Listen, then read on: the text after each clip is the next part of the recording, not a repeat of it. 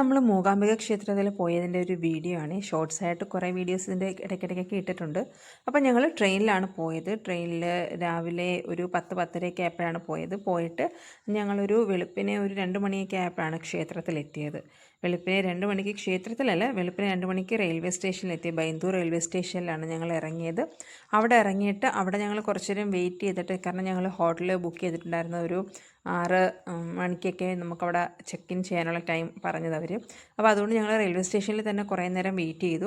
അതിനുശേഷമാണ് ഒരു 6 മണി ആകാറ് 5-5:30 ആയപ്പോഴാണ് ഞങ്ങൾ മൂകാംബിക ക്ഷേത്രത്തിൽ നമ്മൾ ബുക്ക് ചെയ്തിരുന്ന ഹോട്ടലിൻ്റെ അടുത്ത് എത്തിയത്. അതുവരെ നമ്മൾ ബൈന്ദൂർ സ്റ്റേഷനിൽ വെയിറ്റ് ചെയ്തിട്ട് അവിടുന്ന് പിന്നെ ടാക്സി വിളിച്ചിട്ടാണ് ഹോട്ടലിൽ എത്തിയത്. പിന്നെ അവിടുന്ന് നമ്മൾ ചെക്ക് ഇൻ ചെയ്ത് റെഡിയായി. അപ്പോൾ നമുക്ക് റൂം കിട്ടാൻ ഏകദേശം ഒരു 6:30 കഴിഞ്ഞു. പിന്നെ പെട്ടെന്ന് നമ്മൾ റെഡി ആയിട്ട് അപ്പോഴേ ക്ഷേത്രത്തിൽ വന്നു. ആദ്യത്തെ ദിവസം രാവിലെ വന്ന് തൊഴാൻ പറ്റി. രാവിലെ വന്ന് തൊഴുതെങ്കിലും തൊഴാൻ നമുക്ക് ക്യൂ ഒന്നും നിൽക്കേണ്ടി വന്നില്ല. കാരണം അനിയൻ്റെ ഒരു ഫ്രണ്ടിൻ്റെ പരിചയത്തിൽ നമുക്ക് പെട്ടെന്ന് തന്നെ ക്ഷേത്രത്തിൽ ക്യൂ ഒന്നും നിൽക്കാതെ പെട്ടെന്ന് കയറി തൊഴാനായിട്ട് പറ്റി. അപ്പോൾ ആദ്യത്തെ ദിവസം പോയപ്പോൾ നമുക്ക് ദേവിക്ക് മാലയൊക്കെ വാങ്ങിച്ചിട്ടാണ് പോയത്. താമരയൊക്കെയുള്ള മാലയൊക്കെ വാങ്ങിച്ചിട്ടാണ് പോയത്.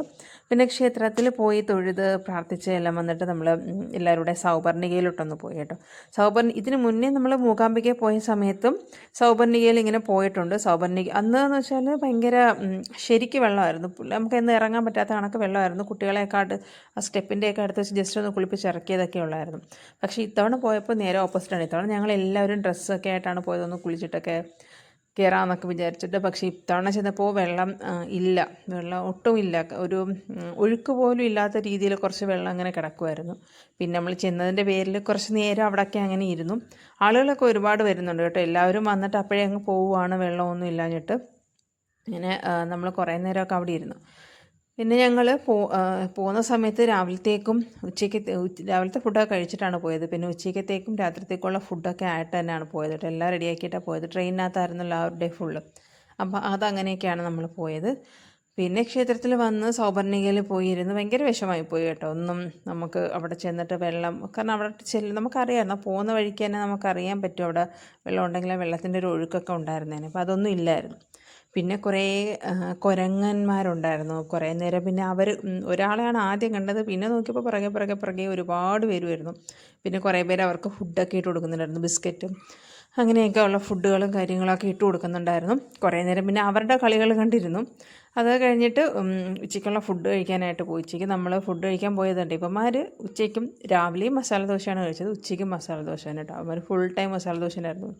അമ്മ പിന്നെ പ്ലെയിൻ ദോശയാണ് കഴിച്ചത്. ഏട്ടൻ ഊണ് പറഞ്ഞു. പിന്നെ ചേച്ചി അവിടെ ഉഴുന്നുവടയാണ് പറഞ്ഞത്. പിന്നെ അവിടെ എല്ലാവരും ഫ്രൈഡ് റൈസ്, ഞാനും കേശുവിനും ഒക്കെ ഫ്രൈഡ് റൈസൊക്കെയാണ്, നൂഡിൽസോ ഫ്രൈഡ് റൈസാണ് പറഞ്ഞത്. പിന്നെ നമ്മുടെ ഫ്രൈഡ് റൈസാണ് ഏറ്റവും ലേറ്റായിട്ട് വന്നത് കേട്ടോ. ബാക്കി എല്ലാവരും കഴിയാറായപ്പോഴത്തേക്കാണ് നമ്മുടെ ഫുഡൊക്കെ വന്നത്. അതെല്ലാം കഴിഞ്ഞ് ഞങ്ങൾ തിരിച്ച് ഹോട്ടലിൽ റൂമിൽ പോയിട്ട് ഒന്ന് ഉറങ്ങി എണീറ്റ് വീണ്ടും വൈകുന്നേരം വീണ്ടും ക്ഷേത്രത്തിലെത്തി ദേവിയെ കണ്ട് തൊഴുതു. അപ്പോൾ എല്ലാം കഴിഞ്ഞിട്ട് നമുക്ക് ലാസ്റ്റ് അവിടുത്തെ നിവേദ്യമാണല്ലോ കഷായ പ്രസാദം എന്ന് പറയുന്നത്. പിന്നെ കഷായ പ്രസാദത്തിനുള്ള ക്യൂവിലായിരുന്നു നമ്മൾ കേട്ടോ.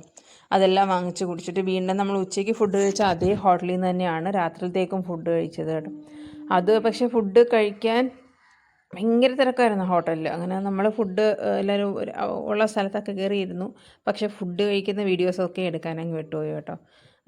അന്ന് രാത്രിയിലത്തേക്കും എല്ലാവരും നൂഡിൽസും ചപ്പാത്തി അങ്ങനെ നൈറ്റ് ഫുഡ് അത്ര ലൈറ്റായിട്ട് ഫുഡുകളൊക്കെയാണ് ഓർഡർ ചെയ്തത്.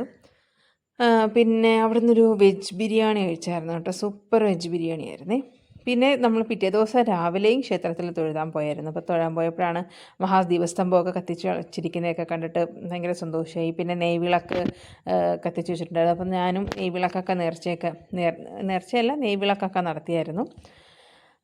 പിന്നെ എന്താണ്, ഒരു 2ാമത്തെ തവണയാണ് ഞങ്ങൾ മൂകാംബിക ക്ഷേത്രത്തിൽ പോകുന്നത്.